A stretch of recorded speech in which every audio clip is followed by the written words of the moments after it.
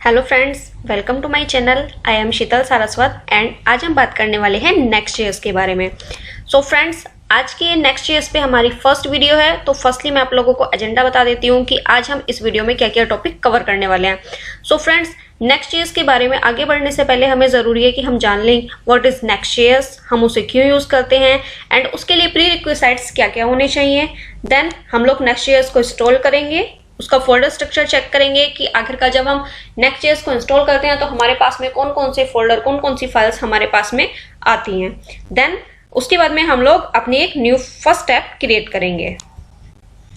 So friends, firstly बात कर लेते हैं व्हाट इज नेक्स्ट.जेएस। तो नेक्स्ट.जेएस एक रिएक्ट का फ्रेमवर्क है। सो फ्रेंड्स, फ्रेमवर्क में आप लोगों को बता दूं, अगर आप लोगों ने HTML पे काम किया होगा, जैसे कि HTML को रिस्पॉन्सिव बनाने के लिए हम लोग बूटस्ट्रैप फ्रेमवर्क का यूज करते हैं, तो सेम वैसे ही क्या है, नेक्स्ट.जेएस भी एक रिएक्ट.जेएस में यूज होने वाला फ्रेमवर्क है। बट नेक्स्ट.जेएस कोई रिस्पॉन्सिव बनाने के लिए यूज नहीं होता है। नेक्स्ट.जेएस क्या है, रिएक्ट का ही एक एडवांस फीचर है जो कि hybrid static and server side rendering को सपोर्ट करता है। एंड इसका मेन बेनिफिट क्या है कि नेक्स्ट.जेएस के थ्रू हम लोग एपीआई भी बना सकते हैं।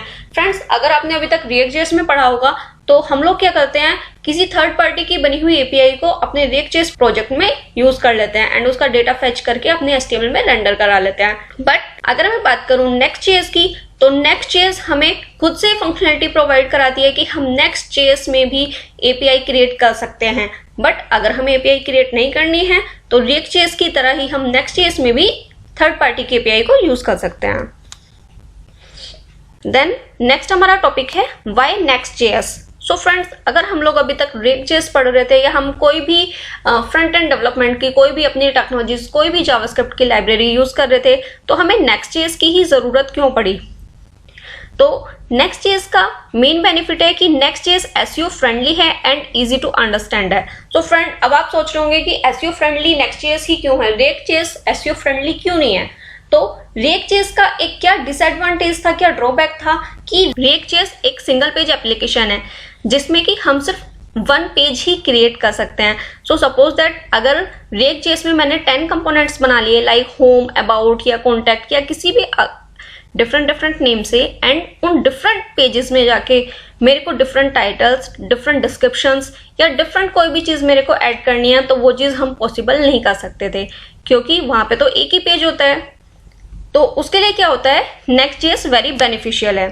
देन नेक्स्ट पॉइंट है used for creating multipage applications. So friend, जैसा कि हम लोगों ने अभी तक रिएक्ट.जेएस में देखा था, हम सिर्फ एक ही पेज को क्रिएट करते थे, लेकिन यहाँ पे हम लोग मल्टीपल पेज बना सकते हैं। नेक्स्ट है next uses component based approach. So friends, React JS की तरह हम नेक्स्ट.जेएस में भी कंपोनेंट को बना सकते हैं एंड उन्हीं सेम कंपोनेंट को हम रीयूज भी कर सकते हैं एंड हाई ऑर्डर कंपोनेंट्स भी बना सकते हैं।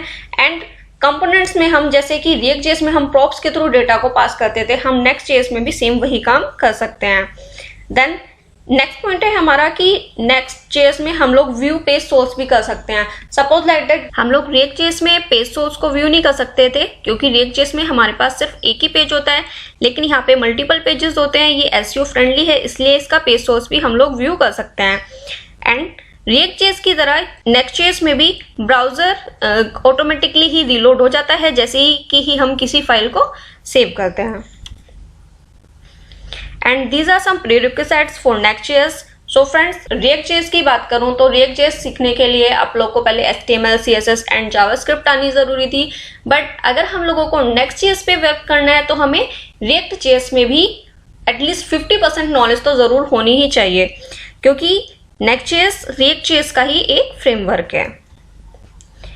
सो फ्रेंड्स, ये तो हुआ all about theory of Next JS and अब स्टार्ट करते हैं कि नेक्स्ट.जेएस को हम लोग कैसे इंस्टॉल कर सकते हैं, कैसे एक नेक्स्ट.जेएस की ऐप को बना सकते हैं। तो चलिए फ्रेंड्स, स्टार्ट करते हैं। तो ये मैंने एक ब्लैंक फोल्डर बनाया हुआ है नेक्स्ट.जेएस के नाम से। अभी यहाँ पे कुछ भी नहीं है एंड यहाँ पे मैं अपनी फर्स्ट ऐप को क्रिएट करने वाली हूँ। तो मैं क्या करती हूँ, यहाँ पे कमांड प्रॉम्प्ट में आ गई हूँ सेम अपने उसी पाथ पे। एंड नेक्स्ट.जेएस को इंस्टॉल करने के लिए मेरे को सिंपली जैसे हम रिएक्ट की ऐप को इंस्टॉल करने के लिए लिखते थे वही कमांड हम लोग लिखेंगे। लाइक रिएक्ट की ऐप को हम लोग इस तरीके से लिख देते थे, npx create react app and आगे अपनी ऐप का नाम। तो जस्ट मेरे को यहाँ पे क्या करना है, मेरे को रिएक्ट ऐप की जगह मेरे को यहाँ पे नेक्स्ट ऐप कर देना है। एंड सिर्फ इस कमांड की वजह से क्या हो जाएगा, मेरे पास में Next.js की ऐप इंस्टॉल हो जाएगी।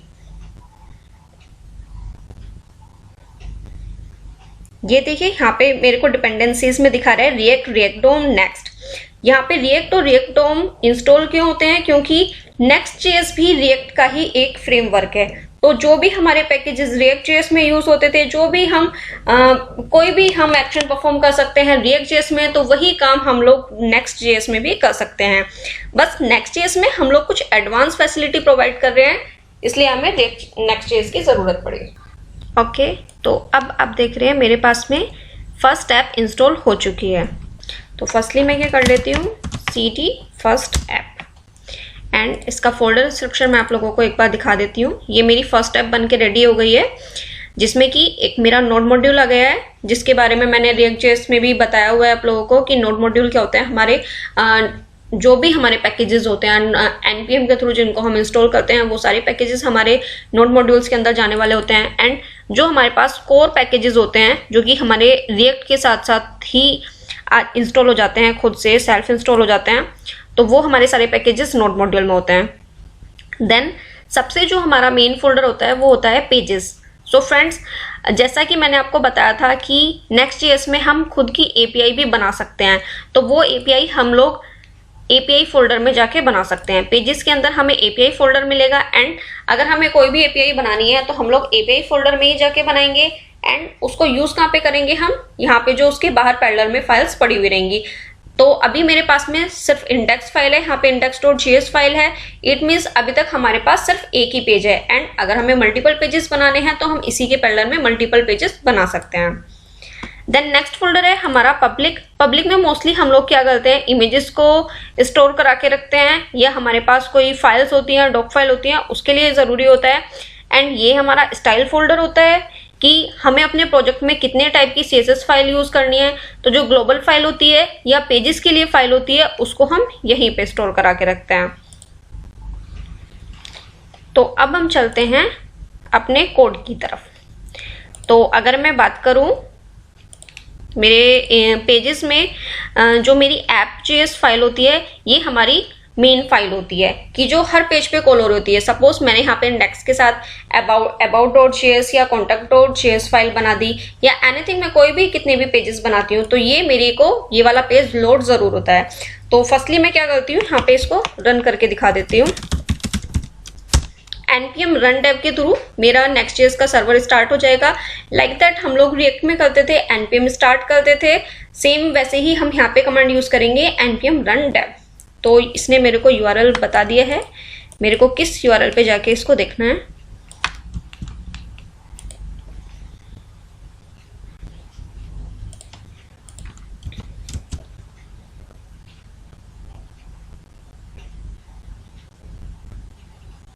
ये देखिए फ्रेंड्स, मेरे पास होम पेज बन के आ गया है। यहाँ पे मेरे पास मैसेज आ रहा है, welcome to Next.js and get started by editing pages index.js। It means जो हमारा पेजेस फोल्डर है, एंड पेजेस फोल्डर के अंदर जो मेरी index.js फाइल है। सो फ्रेंड्स, मेनली जो हमारी बेसिकली फर्स्ट फाइल होती है index.js होती है, जिसको हम होम पेज भी बोल सकते हैं। बट होम पेज के साथ भी अगर हम देखेंगे तो हमारी app.js फाइल जरूर कॉल हो रही होगी। app.js में क्या होता है, हमारी जो ग्लोबल CSS की फाइल है, जो कि अभी मैंने बताया था स्टाइल CSS में होती है, उसको हमने कॉल कराया होता है। एंड जितने भी मेरे पेजेस हैं वो सब यहाँ पे एज ए कंपोनेंट की तरह रेंडर होते हैं। सपोज मैंने इसको अगर यहाँ से हटा दिया, एंड यहाँ पे मैं लिख देती हूँ hi I am app page. Then ये देखिए मेरे पास ये रेंडर होके आ गया hi I am app page. It means, but ये हमारा कोई बेटर सॉल्यूशन नहीं है। तो हम लोगों को क्या करना है, app.js को मेरे को ऐसे ही रखना होता है, एंड मेरे को जाके अपने पेजेस में काम करना होता है।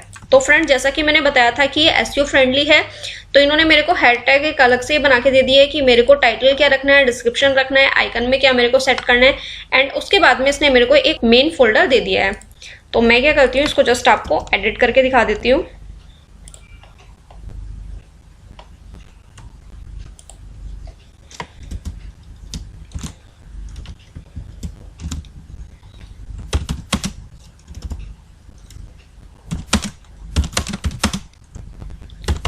m home page.